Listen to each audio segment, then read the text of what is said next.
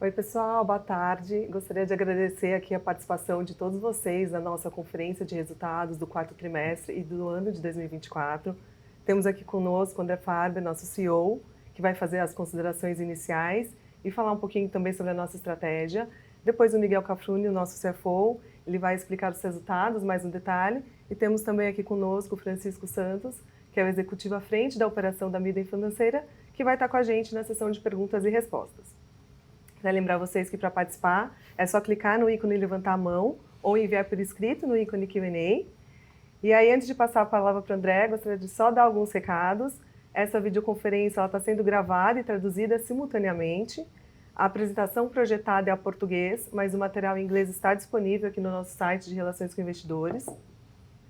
E ressalto também que qualquer declaração que possam ser feitas aqui durante a apresentação relativas a perspectivas de negócio, projeção, meta, elas são crenças e premissas e elas não são garantias de realização. Eram essas as considerações iniciais, então eu passo agora a palavra para o nosso CEO André. Obrigado, Isa, obrigado pelas palavras, obrigado, Miguel, Fran, obrigado, pessoal, por estarem aqui conosco hoje. É um dia muito especial, a gente vai compartilhar com vocês os resultados de 2024, foi um ano muito forte, a gente está muito orgulhoso, a gente chegou num EBITDA recorde, a gente teve um ano forte, mas terminou muito acelerado, com um crescimento expressivo de same-store sales. E antes de fazer um mergulho mais profundo nos números, gostaria de compartilhar com vocês um pouco do histórico. Estou prestes aí em maio a completar 2 anos na companhia como CEO. Comecei em maio e queria falar um pouco dos tempos e movimentos que fizeram com que a gente chegasse nesse resultado tão expressivo no final de 2024. Então, como eu falei, eu assumi a companhia em maio de 2023. Nesse momento, eu recebi uma missão muito clara do Conselho de a gente focar no core, de a gente melhorar os nossos resultados operacionais com muita disciplina e consistência. Definimos, então, as nossas prioridades estratégicas, logo no começo do trabalho. A gente vem compartilhando isso com vocês, e elas são 4. Acho que a primeira delas foi a obsessão por produto, que é esse foco muito grande em melhorar nosso conteúdo de moda, trabalhar tanto quanto com o lado direito quanto o lado esquerdo do cérebro, trabalhar na inspiração, mas trabalhar também muito numa cultura data-driven, com tecnologia. Então, a gente vem trabalhando nisso. O nosso segundo pilar foi a democratização da moda, foi um olhar muito profundo para a proposta de valor, para preço dos nossos produtos e com ajustes significativos. O terceiro pilar era o pilar de os nossos ativos têm que valer mais, e é olhar para todos os investimentos que a companhia vinha fazendo ao longo dos anos e que a gente precisava extrair mais valor deles. Então, isso também foi feito com muito afinco, olhando para a Midway com carinho, acelerando a Midway, olhando para o e-commerce, para todos os investimentos de tecnologia que a gente tinha feito, para a nossa fábrica, que é um ativo estratégico que só nós temos. E, por fim, era fazer tudo isso com muita alavancagem operacional, com eficiência, e essa foi a estratégia colocada no papel ali em maio, junho, julho de 2023. Acho que a gente tem alguns fatos muito marcantes ali na nossa jornada que acho que ajudam a entender essa transformação na companhia, essa mudança e como a gente chegou nesses resultados. Então, logo em agosto de 23, a gente fez uma mudança organizacional grande. Para fortalecer a moda, a gente criou uma diretoria executiva de moda, reportando direto a mim. Normalmente, essa é uma camada que estava uma camada abaixo da organização, então é o fortalecimento do pilar produto. A gente também criou uma diretoria executiva de marketing para dar mais força à marca, para tratar com muito carinho a experiência e a marca Riachuelo. E olhando para todo o futuro da moda dos hábitos do consumidor, também criamos uma diretoria executiva de e-commerce. Uma grande mudança organizacional na época e que depois a gente vê que os resultados têm fruto do crescimento, né, de melhora da percepção da marca, crescimento acelerado do e-commerce e uma melhora de produto e um crescimento muito grande de volume.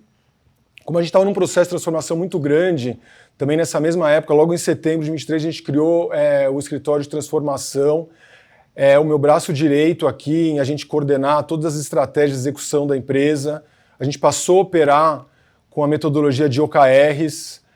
A gente tem uma visão muito clara de tudo que a gente tem que fazer, quais são essas medidas, quais são essas iniciativas, e continuamos operando assim até hoje e vamos continuar operando assim. Como eu falei, um dos pilares eram nossos ativos e a fábrica é um ativo estratégico que a gente vê com muito carinho, que ela oferece uma série de vantagens competitivas para o nosso negócio. Então, a partir já do final do ano de 2023, a gente começou a acelerar a ocupação da nossa fábrica e 2024 foi um ano onde a fábrica teve um crescimento expressivo de volume, acima de 30%. Isso permitiu com que a gente melhorasse a nossa reatividade, com que a gente melhorasse a nossa margem, com que a gente tenha a capacidade também de oferecer preços ótimos para o consumidor, com uma qualidade muito boa. Ainda em 23, a gente fez uma redução expressiva dos nossos estoques. Isso gerou uma grande liberação de caixa. Foi um ano recorde 23 de liberação de caixa, de 1 bi. Isso também começou com que a gente começou um processo de alavancagem da empresa aí. Continuamos esse trabalho com muita consistência em 24, continuamos cuidando do caixa. Vocês vão ver, foi um outro ano expressivo de geração de caixa.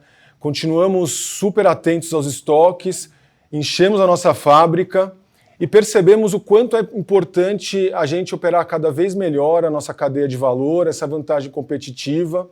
Fizemos uma segunda mudança na nossa estrutura aqui em setembro, criamos uma diretoria executiva de supply que tem como visão integrar desde a compra de matéria-prima na fábrica até a distribuição para as lojas. Isso vai permitir que a gente tenha um planejamento cada vez melhor, algo que a gente já vem trabalhando, mas que vai permitir com que a gente tenha estoques melhores, maior reatividade e que no final isso se vire vendas e margem para o resultado.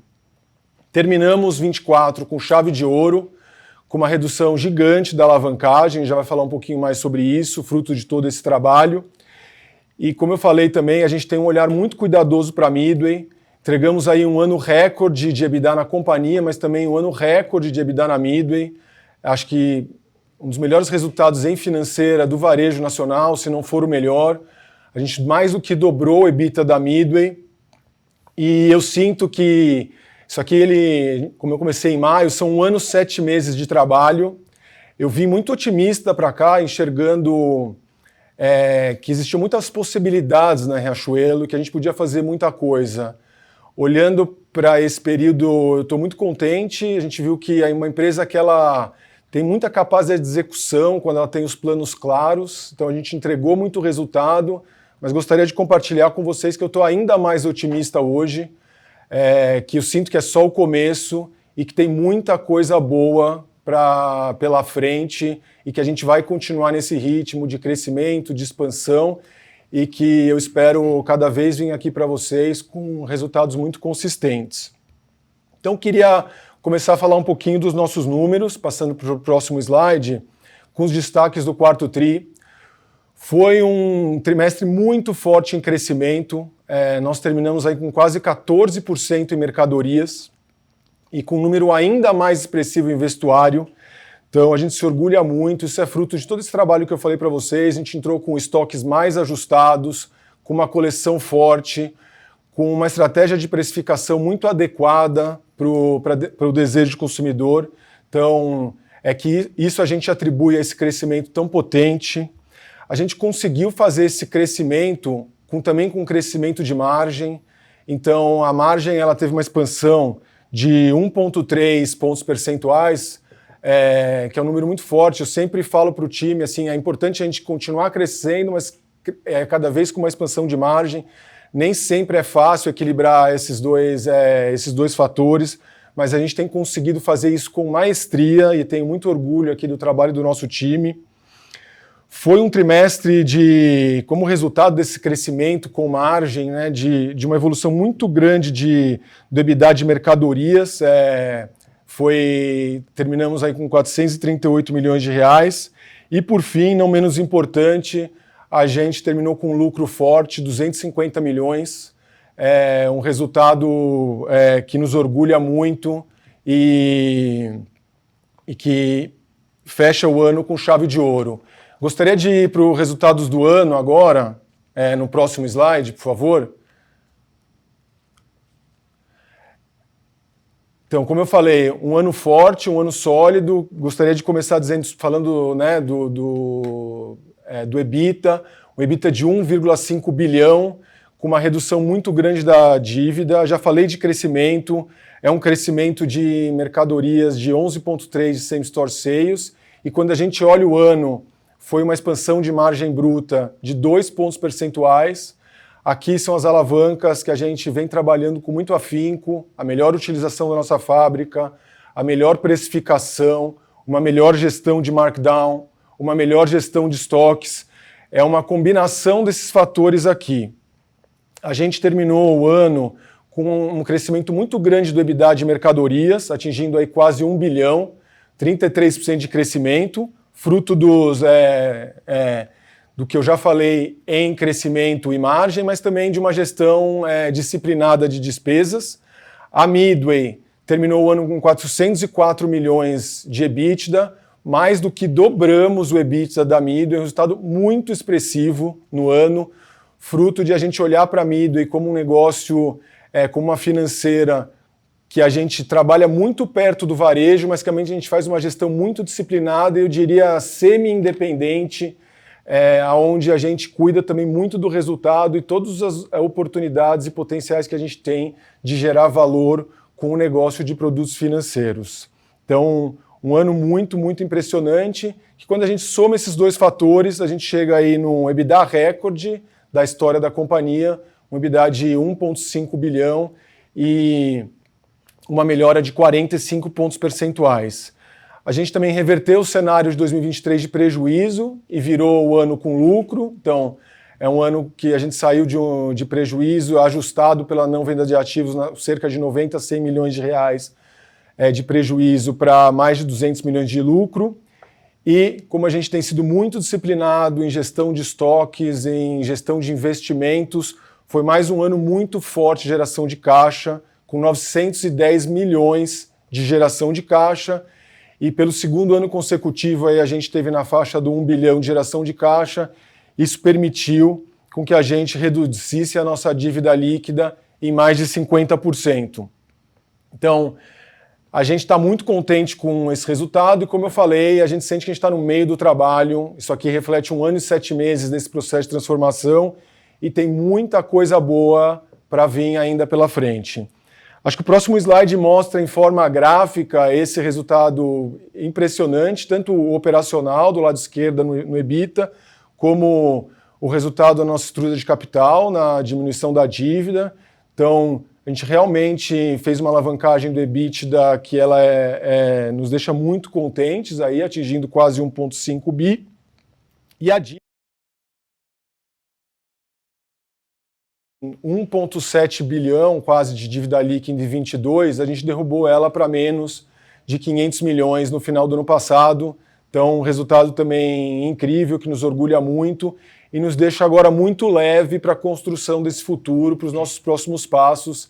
Não é algo mais pesado que a gente tem que carregar, principalmente num cenário de juros altos que a gente está vivendo, e a gente olha para frente, a gente tem total capacidade de continuar amortizando essa dívida e gerar cada vez mais lucro aqui na empresa.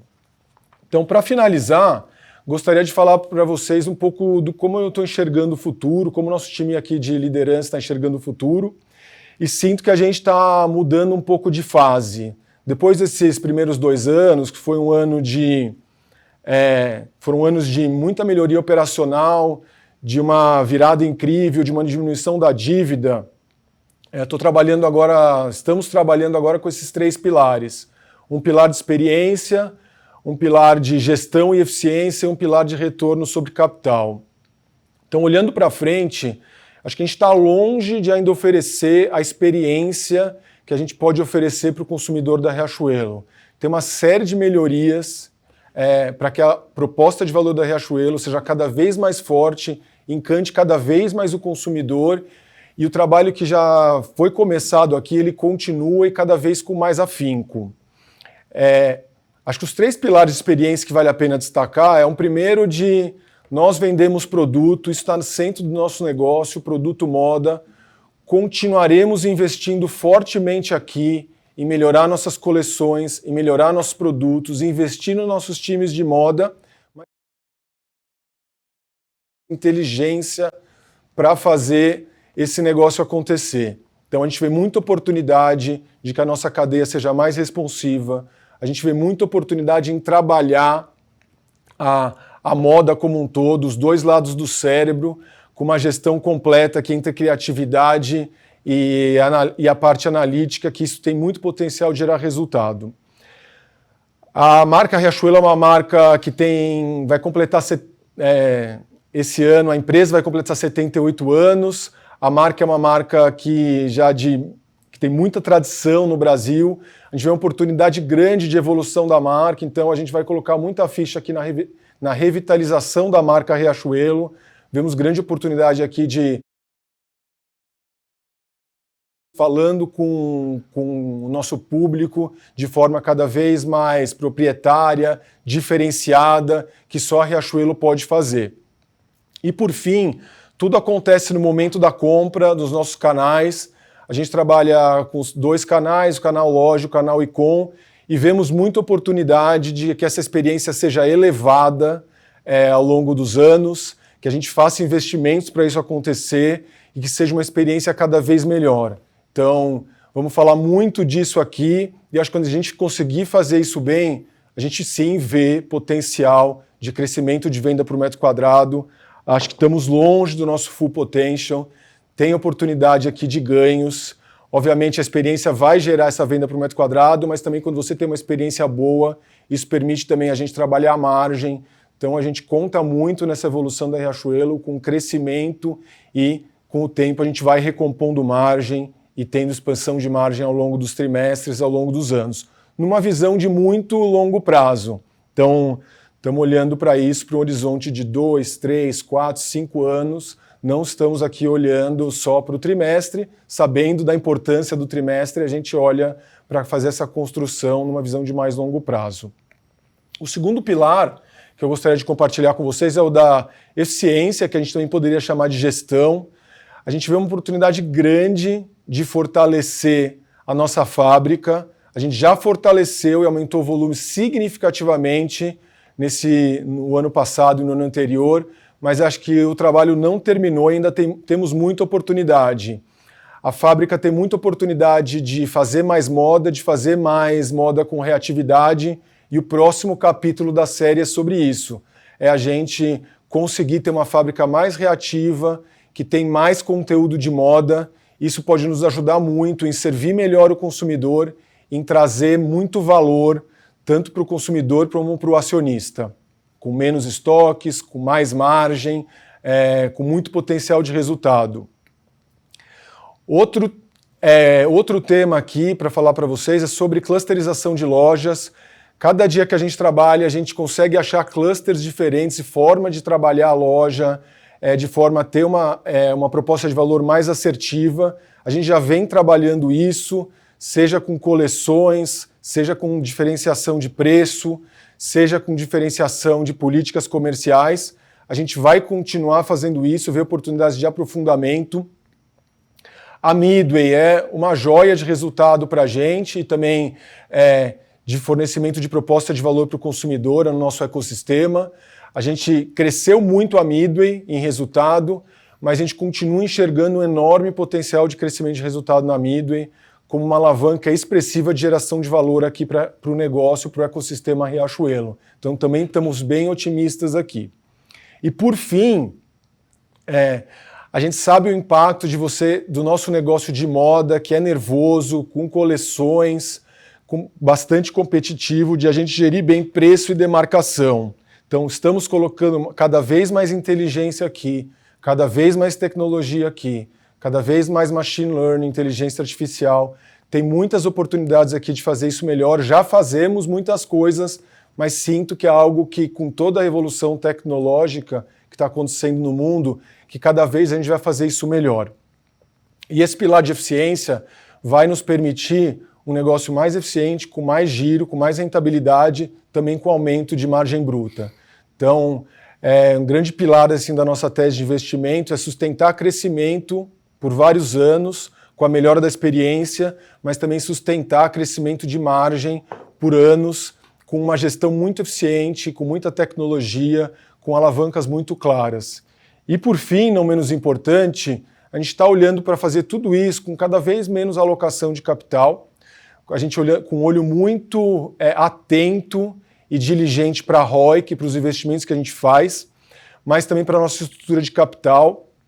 A gente vem numa desalavancagem muito grande e a gente vai continuar nesse processo de desalavancagem, mas também a gente enxerga algumas outras oportunidades de melhorar a estrutura de capital que podem fazer com que a gente destrave muito valor. Então, fecho aqui a minha introdução, esse começo da nossa apresentação. De novo, a gente está muito animado, muito otimista com o que a gente entregou no passado, mas mais ainda pelo que vem pela frente.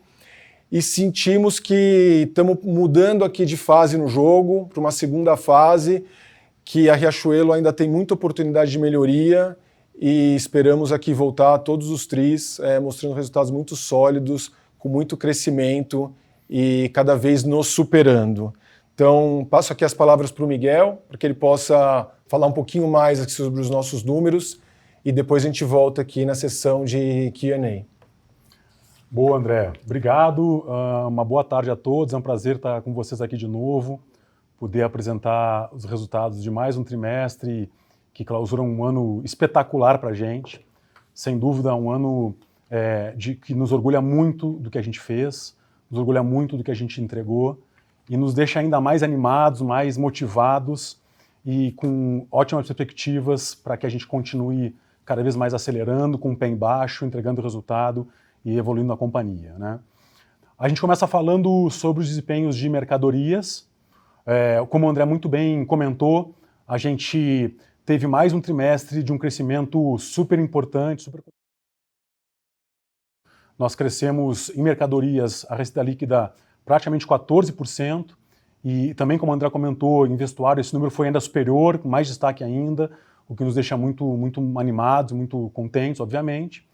E a gente mostra do lado direito do gráfico a evolução anual do nosso crescimento. São 11%, superior a 11% de same-store no ano de 24, super robusto, super consistente, e a gente entende claramente que a estratégia que a gente está colocando, que a gente traçou muito bem traçada há quase 2 anos, está entregando muito valor, né? Convido vocês também aí, quem porventura não tiver muito hábito de ir em loja, assim, vai nos nossos canais, os produtos coleções novas estão espetaculares, sim, as aceitações dos nossos produtos novos estão espetaculares. A gente está muito animado que tanto nos produtos de entrada, nos produtos mais de combate, a gente está sendo muito bem consistentes, e na moda, nos produtos de agregação de valor, as coleções estão muito bem aceitas, o time de produto está fazendo um trabalho espetacular e a gente entende que vai conseguir continuar rampando de maneira muito saudável e sustentável o negócio, tá? No próximo slide, a gente fala da evolução do nosso lucro e da nossa margem, também de mercadorias. Novamente, é um trimestre de expansão de margem bruta. A margem de mercadoria, a margem bruta de mercadoria expandiu no trimestre 1,3 pontos percentuais, que acumula no ano 2 pontos. É um driver muito grande nosso, continuar evoluindo margem. Isso mostra a força da captura de sinergia na nossa cadeia. A gente tem muito orgulho muito grande de ter nascido no Nordeste, de ter a fábrica lá, de empregar e gerar muitas oportunidades. E a fábrica está cada vez assumindo um protagonismo maior dentro do nosso negócio. A gente tem muito orgulho disso. E é mais um trimestre de expansão forte de margem. A gente apontou ali no quarto TRI para praticamente 55% de margem de mercadorias e no ano 54,3% de mercadorias. Novamente, esses 2 pontos percentuais, crescendo receita, crescendo margem, que mostra uma estratégia, uma consistência muito forte do nosso que a gente está fazendo. Tá? No próximo slide, passando para o próximo slide, a gente fala do resultado operacional do EBITDA de mercadorias ajustado. Novamente, um trimestre consistente de crescimento. A gente ganha praticamente 1 ponto percentual de margem EBITDA, chegando a 18,3% no trimestre, e cresce 20% o EBITDA de mercadorias no trimestre. E, novamente, muito consistentes, trimestre a trimestres, finalizando o ano com um crescimento de 1/3 do EBITDA de mercadorias, 2,2 pontos percentuais de margem EBITDA, atingindo 14%. A gente tem um foco muito grande aqui também de extrair muito valor da nossa cadeia varejista integrada de moda e, novamente, essa consistência aqui nos deixa muito animados. Passando para o próximo ciclo, a gente entra... Próximo slide, né? A gente entra no desempenho operacional da financeira, que como o André comentou, assim, é a melhor financeira do mercado, a mais consistente, a mais sólida. A gente tem muito... E a gente traz resultados novamente muito consistentes, um ano super espetacular, falando da carteira e da PDD. Super bom, bem controlado a nível de PDD sobre a carteira, de 5,3%. Uma evolução contínua e mostra uma consistência, uma responsabilidade muito grande na maneira que a gente gera crédito, mas acho que a mensagem mais importante aqui que a gente entende é a evolução, a retomada do crescimento saudável e sustentável da carteira. A carteira volta a crescer, atinge 5,7 bilhões ao final do quarto trimestre, sequencialmente é um crescimento de quase 10%, então mostra que a gente, de maneira muito responsável, muito diligente e com muita consistência, retoma um crescimento saudável da carteira da Midway. Passando para o próximo slide, a gente traz índices de inadimplência e, novamente, a gente tem, com muito prazer, a gente traz aqui excelentes níveis de inadimplência, taxas decrescentes, tanto no curto prazo quanto no mais longo prazo, de cartões e de empréstimo pessoal. A gente sabe que, principalmente no curto prazo, às vezes um trimestre ou outro tem uma volatilidade, como a gente pode ver no empréstimo pessoal do lado direito, de um quarto TRI, um leve aumento, mas super dentro dos nossos controles, dentro das nossas réguas de crédito. A gente mostra mais um trimestre de muita consistência e deixa a gente muito, muito animado e muito protegido a nível de crédito para continuar sustentando e fortalecendo as vendas no varejo, mas também protegendo o negócio como um todo. A gente pode passar para o próximo slide. A gente fala do resultado da financeira. Quando a gente olha para o EBITDA da financeira, a gente teve uma queda versus o quarto TRI do ano passado, praticamente por 2 principais motivos, né? A gente teve uma base muito forte no quarto TRI de 23, mas principalmente porque a gente assumiu e de maneira muito consciente 2 movimentos no trimestre super importantes, estratégicos e que a gente entende que estão super na direção do que a gente quer fazer.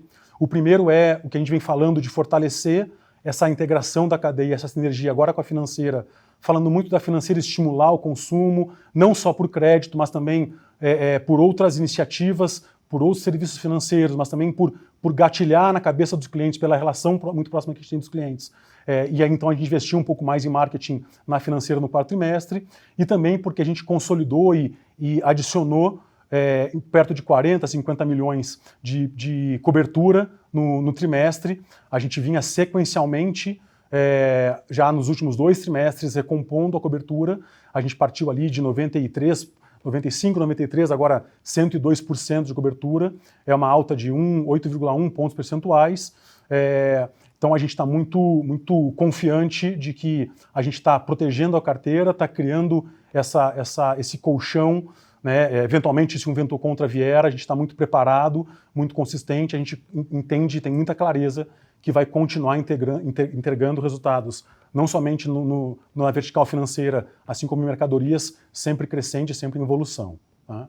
E aí, reforçando que é um ano onde o EBITDA da financeira mais do que dobra, a gente entregou mais de 400 milhões, contra perto de 200 no passado. A gente vê como a base do ano passado foi muito impactada pelo quarto, né? Assim, 23 foram 195 milhões, só no quarto de 23, 124. Então, não nos preocupa essa pequena retração aqui, nominal, vamos dizer assim, no EBITDA financeira, no consolidado, a gente está muito confiante, muito consistente, entende que está fazendo o correto para o negócio e na direção correta, né? Passando para o próximo slide, a gente entra mais na visão consolidada da companhia como um todo, né, falando um pouco mais dos números tops e consolidados, mais macros. Novamente, receita líquida crescente, evoluindo em todos os trimestres. Ela cresce 11% no trimestre, supera 3 bilhões de receita. E no ano, superando 9 bilhões e meio no consolidado. A gente está muito animado e segue muito confiante de que o que a gente está fazendo vai continuar caminhando para um caminho muito positivo, tá? E aí, falando no próximo slide, a gente entra na alavancagem operacional. Aqui, de novo, a gente traz com muita transparência e muita responsabilidade, com muita confiança, que a gente acelerou um pouco mais as despesas no quarto trimestre. A gente entendeu que tinha uma demanda e tinha um espaço para a gente. Então a gente reforçou equipes de loja, a gente investiu mais em campanhas de marketing, a gente seguiu muito confiante, então esses 0,4 pontos percentuais de perda de alavancagem no trimestre é muito consciente, muito responsável, e no ano a gente entrega novamente uma sequência de melhoria de alavancagem operacional, são ganhos ali de 0,2 pontos percentuais, atingindo a receita SG&A de 35,5% sobre a receita operacional líquida. Aí passando para o próximo trimestre, a gente fala do EBITDA consolidado ajustado. Como o André comentou, um ano é um ano de muito destaque, mas também no trimestre. No trimestre a gente cresceu praticamente 10% o EBITDA. Em termos de margem EBITDA, tem uma retração, principalmente do DRE em função das despesas, que a gente novamente conscientemente tomou decisões de acelerar um pouco mais no trimestre. Mas quando a gente olha para o ano, é um crescimento de 45%, praticamente um bi e meio de evolução no EBITDA, número de entrega de EBITDA consolidado, evolução no EBITDA de todas as verticais do negócio, um ganho, expansão de margem EBITDA também. A gente está muito confiante, né? Passando para o próximo slide, a gente fala da geração de caixa livre, o Free Cash Flow Firm. Novamente é um ano de quase 1 bilhão novamente de geração de caixa. A gente entendeu em 23 que já tinha sido um ano recorde, a gente desafiou e continua se desafiando, e em 24 entregou quase 1 bi de novo de geração de caixa livre, e é de uma maneira muito mais prazerosa, inclusive, porque é muito vindo pela eficiência operacional do negócio, não tem efeitos de vendas de ativo, que a gente teve no final, principalmente no final, mas no final de 23, como a venda da fábrica, por exemplo. Então a gente continua entregando uma forte gestão de caixa, nos deixa muito animado para os movimentos que a gente está fazendo. A gente segue desalavancando, e falar um pouquinho mais para frente quando falar da desalavancagem, tem algumas coisas ainda positivas para contar, né, no curto prazo agora. E é óbvio que olhando para capital de giro, quando a gente compara com a base do ano passado, tem um consumo, porque a gente fez alguns movimentos de capturar uma rápida eficiência em 23, mas em 24 o crescimento da carteira, a gente chegou mais preparado os estoques, tem um leve consumo, mas a gente entende que super saudável e super dentro da nossa estratégia de entrega de resultado, tá? E aí, passando para o próximo slide, a gente fala da alavancagem financeira. Como o André comentou, a gente vem reduzindo sequencialmente a alavancagem financeira. Nossa dívida reduziu aí 53% no ano. É um foco muito grande nosso em deixar a companhia mais leve. Eu lembro que eu falei em alguns calls passados aqui para todos que a gente tinha, há 2 anos atrás, um quinhão relevante do nosso EBIT destinado para custo de servir da dívida, para carrego de dívida. A gente vem focando muito nisso, esse número caiu para 1/3 agora no final do período de 24. A gente segue muito forte, a gente vem pré-pagando nossas dívidas. A gente teve agora ontem uma confirmação, né, do novo aumento de juros. A gente vai seguir fortalecendo essa nossa estratégia de continuar deixando a companhia mais leve e mais lucrativa. A gente soltou um comunicado ao mercado hoje pela manhã de que a gente vai fazer um novo pré-pagamento de 350 milhões nos próximos meses, próximas quinzenas. Então a gente segue muito animado, fechamos o ano com menos de $500 milhão de caixa de dívida líquida, reforçando a solidez financeira histórica que a companhia sempre teve e deixando a companhia mais leve e com mais poder de escolha para frente. Tá? E aí, finalizando, a gente fala também da nossa disciplina de alocação de capital e proteção do caixa, dos nossos investimentos de CAPEX. A gente trabalhou um percentual muito semelhante, na verdade igual, idêntico ao que a gente fez em 23. Nominalmente, obviamente, tem um incremento. Foram 420 milhões de investimentos de CAPEX, com um percentual muito consistente, muito sólido. A gente olha para frente que a gente vai reforçar alguns investimentos, esse percentual tende a se comportar um pouco mais perto de 5, 5,5%, entre 5% e 6%, que a gente entende que é super saudável, a gente continua gerando caixa e consegue, com essa geração de caixa operacional fortalecida e sequencial, destravar alguns investimentos para continuar protegendo a companhia e continuar essa visão de longo prazo e garantindo um CAGR de top line muito consistente. E aí, por fim, finalizo a minha parte aqui. De novo, um prazer estar com vocês. A gente está muito animado de compartilhar esse resultado. E agora a gente abre para perguntas e respostas da turma, né? Isso aí, obrigada, André e Miguel. Bom, vamos começar então agora a nossa sessão de perguntas e respostas. Só relembrando aqui que para participar é só clicar no ícone, levantar a mão ou enviar por escrito no ícone Q&A que fica ali na parte inferior da tela. A primeira pergunta vem do Kelvin, analista do Itaú BBA. Oi, Kelvin, tudo bem? Pode fazer sua pergunta. Boa tarde, pessoal. Obrigado por pegar minhas perguntas, são duas do nosso lado. Primeira, vocês tiveram um estado de mercadorias bem forte, né? Muitos parceiros esperando no sequencial, parece que o mercado que na média desacelerou e uma dinâmica de expansão de margem bruta bem forte também, mesmo com todo o headwind de câmbio, né, no PRI. Para 2025, como foi a cabeça de vocês nessas duas frentes? Como tem sido essa performance de vendas nesse início do ano? E também o quanto ainda tem espaço para continuar capturando essa expansão de margem bruta? Então, essa é a primeira pergunta. E a segunda é sobre a Midway, né? Também, de forma geral, os resultados foram bem fortes, a gente notou uma leve piora de transformation quando a gente usa a média do portfólio dos últimos 2 trimestres, tá? Como vocês estão vendo a performance dos operações recentes e como foi a cabeça de vocês diante da vitória do cenário macro? São essas duas. Kelvin, obrigado pela pergunta. Vou pegar a primeira aqui de venda e margem e passo para o Francisco para a segunda pergunta. Bom, a gente tem trabalhado muitas alavancas para sustentar o ganho de venda e também o crescimento de margem. Acho que dá para contar em mais de uma mão. E as alavancas elas não estão esgotadas, estão longe de estar esgotadas. Então, a gente continua trabalhando nelas. A gente tem planejado um ano também com crescimento e a gente sente que a gente tem trabalhado, independente dos resultados do mercado, a gente tem conseguido resultados expressivos. Então, nossa expectativa é continuar um ano com, como eu falei durante a minha introdução, plano é crescer venda e crescer margens. E passo para o Francisco para falar da Midway. Kelvin, obrigado pela pergunta. Quando a gente olha esse NPL formation do quarto TRI, acho que tem um efeito matemático que a gente vem de um terceiro TRI de 2024 com NPL muito baixo. A gente até acompanhou agosto, setembro, baixo a ponto assim, de a gente estar deixando um pouco de dinheiro na mesa na concessão. Quando a gente olha níveis históricos, assim, era um NPL de pré-pandemia. Assim, então a gente fez alguns ajustes aqui, continuou evoluindo a carteira. E a gente vê o NPL do quarto TRI não como uma tendência, tá? A gente vê o primeiro TRI já se comportando parecido. Foi mais um efeito de a gente voltar para um pouco de patamar aqui que a gente achava saudável. Não tem nenhum red flag para a gente aqui ainda, quando a gente olha os indicadores de over, os indicadores de rolagens, a gente não vê uma contínua tendência de crescimento, tá? Então a gente está super confortável, até quando a gente olha o quarto TRI versus o quarto TRI do ano passado, a gente ainda está menor. Acho que teve um efeito ali de uma combinação de um terceiro TRI muito, muito bom e que a gente ajustou um pouco essa equação de risco-retorno para a gente extrair mais receita, tá?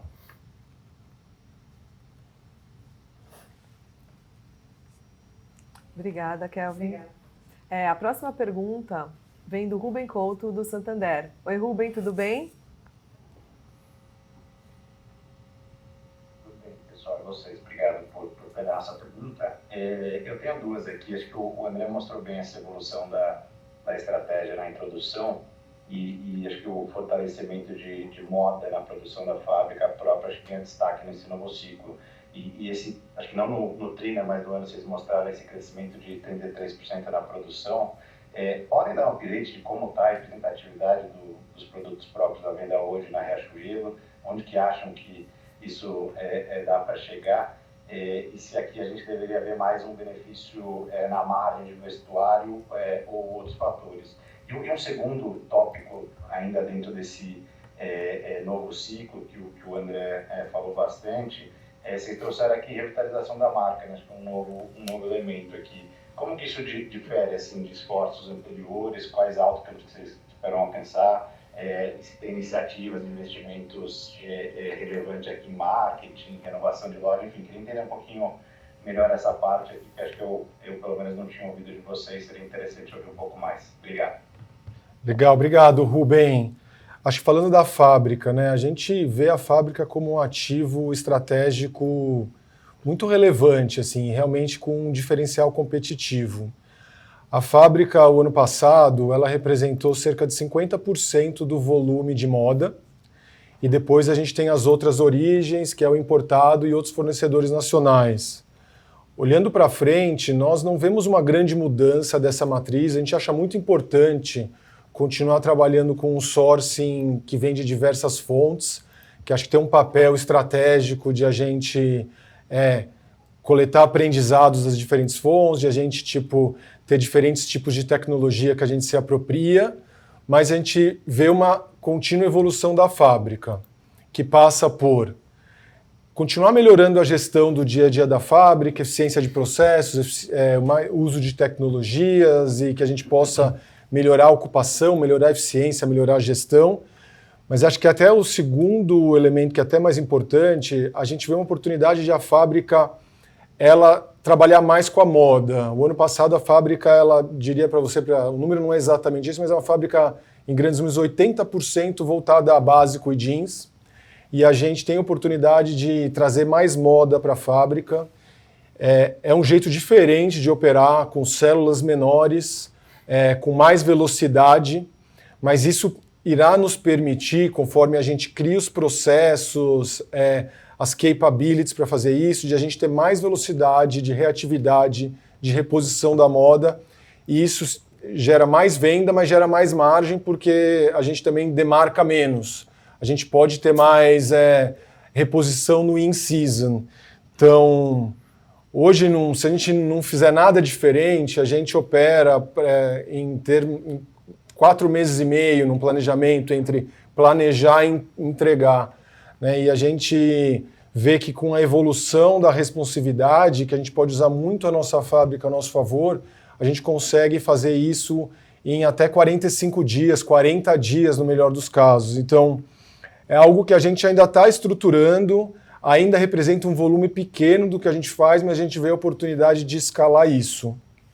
Então, espero ter respondido a primeira pergunta de fábrica, finalizando dizendo que isso bem feito, acho que gera um impacto enorme, primeiro, de ter as coleções certas, e isso atender e atrair mais consumidores, isso vai reverter em venda, e isso reverte direto na margem.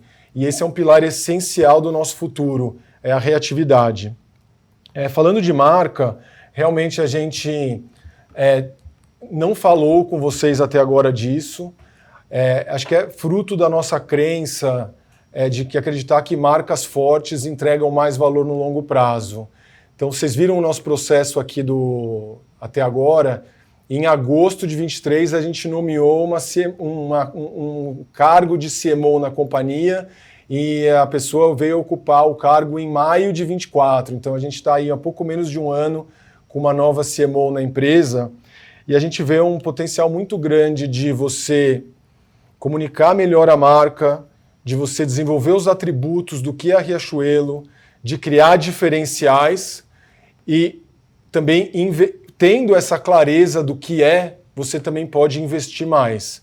Seja em marca, em mídia, seja no ponto de venda na loja.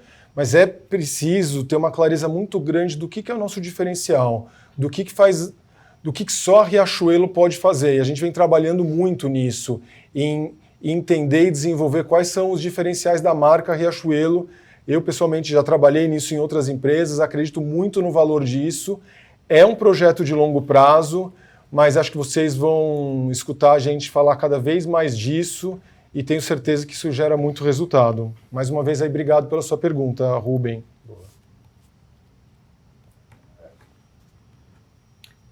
A nossa próxima pergunta é do Gustavo Sendai, da XP. Oi, Gustavo, tudo bem? Pode prosseguir.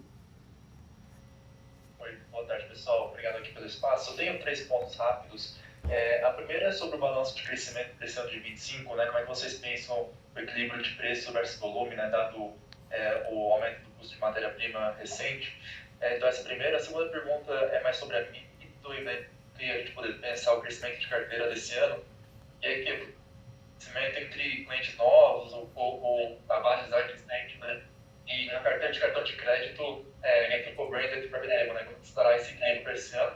E a última só, enfim, uma alavancagem controlada, como é que a gente poderia pensar em expansão para esse ano? Assim, poderia ser um ano que vocês voltam a focar mais nisso. Obrigado. Tá, obrigado, Gustavo. Acho que eu posso pegar aqui as de preço, volume, expansão e passo para o Francisco aqui para falar um pouco da Midway. Bom, acho que muito alinhado com o que a gente já falou hoje, à medida que a gente vai trabalhando mais moda e vai investindo mais na experiência, a gente vai, depois de 1 ano e meio de muito crescimento de volume, a gente começa a ver, no nosso plano pelo menos, um equacionamento melhor entre as duas dimensões. Então, no nosso plano esse ano é um ano onde a gente cresce preço e cresce volume, a gente combina isso melhor. Ano passado foi um ano de muito crescimento de volume. Então, e a gente tem estratégias que sustentam isso, como eu falei, mais moda na fábrica, investimentos na marca, na experiência, melhor gestão de todo o nosso portfólio, investimento das categorias-chave. Vou fazer a de expansão agora, que também se alinha ao que eu acabei de falar, e passo para o Francisco falar da Midway. A gente sente que a gente está num momento muito grande de transformação e que a gente está fazendo os ajustes da nossa proposta de valor, de produto, de marca, e que isso requer um esforço grande que está dando resultado e vai dar mais resultado ainda, e que a gente vai estar muito melhor preparado para uma expansão a partir do ano que vem. Então a gente está focando esse ano em fazer esses ajustes da proposta de valor, de produto, marca, loja, para que a gente possa, então, acelerar as oportunidades de crescimento em expansão de loja a partir de 26. A gente tem balanço já para poder fazer a expansão de loja, mas é mais um tema de execução e da ordem das coisas. Então é mais um ano de crescimento, mais ou menos com as taxas de abertura de loja que a gente já vem trabalhando, e a gente espera que em condições normais de temperatura e pressão, que a gente acelere esse crescimento a partir aí do ano que vem. Francisco. Vamos lá, Gustavo, obrigado pela pergunta. A gente deve manter o mix de private label e co-branded parecido com o que é hoje, tá? A gente está falando aí mais ou menos de 80 a 20. A gente usa muito private label para entrada, para conhecer o cliente, ele se relaciona com o varejo, e a partir daí a gente entende em que clientes a gente decide apostar. Então, deve se manter parecido com isso. E a gente acha que agora esse crescimento de carteira deve evoluir sim com a entrada também de mais clientes novos. A gente já vê isso acontecendo no último TRI, percebe um pouco de aumento de despesa na mídia e tem a ver um pouco com esse processo de a gente conquistar novos clientes, proposta de valor do cartão. Então, isso deve se continuar acontecendo esse ano. A gente está mirando aí entre 5% e 10%. Isso é o que está dentro do nosso apetite, dado as condições que a gente está vendo para esse ano. E aí a gente está olhando, o cartão já tá se comportando um pouco assim, o empréstimo deve, a partir de Q1, entrar nesse apetite, nesse range de crescimento, e é o que a gente imagina que para esse ano é o que ajuda a gente a entregar o resultado que a gente quer, a gente está otimista com isso, com o nível adequado de risco, tá? Obrigado aí pela pergunta. A próxima pergunta é do Iago, da Genial. Oi, Iago, tudo bem? Pode fazer sua pergunta, por favor. Boa tarde, André, Francisco, Miguel, Isa. Obrigado aí pelo espaço, tá? Eu tenho duas perguntas aqui do nosso lado. A primeira é sobre Carter. Eu queria explorar um pouco ali sobre essa desaceleração da Carter nesse trimestre, que era uma bandeira que crescia ali acima de 25%, nesse trimestre cresceu 13%. Então, eu queria entender um pouco se teve alguma disparidade entre os meses ali desse trimestre, se começou fraco ali, com novembro fraco, mas foi melhorando até o final de dezembro ali, até para a gente pensar aqui o que esperar para esse primeiro trimestre aqui de 2024, se o quarto trimestre foi algo fora da curva ou se de fato vai ser um crescimento um pouco menor aqui. E um outro ponto que eu queria explorar é sobre o absenteísmo e a dificuldade de contratação na indústria, tá? A gente vê aí alguns concorrentes já apresentando maiores custos, dado esse cenário, e eu queria entender do lado de vocês se existe alguma dificuldade em relação a esses dois pontos aí. Legal. Obrigado, Iago. Sobre a Carters, eu vejo assim, a gente fez uma abertura grande de lojas as lojas novas elas acabam impactando um pouco negativamente o same store das lojas antigas, então a gente começa a ver que a gente começa a chegar no tamanho que a gente já do ideal da rede, no posicionamento que a gente está, a não ser que a gente faça mudanças no posicionamento. A Carters está chegando no seu tamanho, que é a distribuição ideal, então acho que tem um pouco disso, o same store desacelera por esse efeito de aberturas. Tem um segundo efeito, que a gente, em 23, fez algumas aberturas de outlets, e que eles começaram muito fortes, depois eles têm um peso muito grande ali, depois eles tiveram uma desacelerada o ano que vem, o ano passado, porque foi uma tendência natural, quando a gente faz umas aberturas e elas podem começar muito fortes, como o negócio não é tão grande assim, ele acaba tendo impacto na taxa de crescimento. Acho que a gente vê ainda muita oportunidade de continuar crescendo a Carters, mas menos por abertura de lojas e mais por, agora, uma gestão eficiente, de melhoria de coleções, gestão do dia a dia, gestão de preço, gestão do que a gente chama de gestão da moda. Então, acho que esse é o primeiro ponto. Sobre absenteísmo, sim, a gente vê o Brasil está vivendo um período de taxas de desemprego muito baixas. Isso aumenta a competitividade pela força de trabalho. A gente tem visto, desde 23 isso acontecendo, e 24, uma dificuldade maior de contratar. A gente tem conseguido se sair bem, a gente com estratégias de atração, com alguns elementos de remuneração variável também, mas quando você está crescendo, acho que facilita muito no próprio crescimento a gente conseguir recompensar as pessoas pelo que elas estão produzindo a mais. Então, a gente já vem, eu não vejo que na virada de 24 para 25 teve uma piora. Eu acho que a gente já vem com esses desafios e acho que a gente vem equacionando bem o tema venda, rentabilidade de lojas, apesar dessa dificuldade. Obrigado, Iago.